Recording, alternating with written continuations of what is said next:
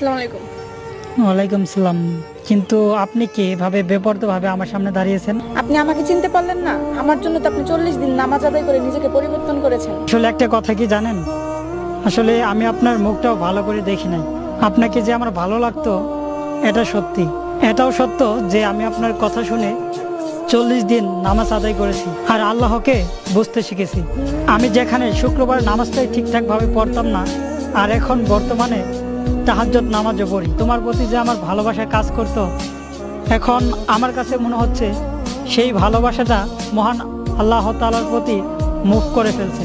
একটা কথা কি জানেন, একজন মানুষকে পাওয়ার জন্য আমরা জীবন পর্যন্ত দিতে পারি বা দেওয়ার জন্য প্রস্তুত হয়ে যাই।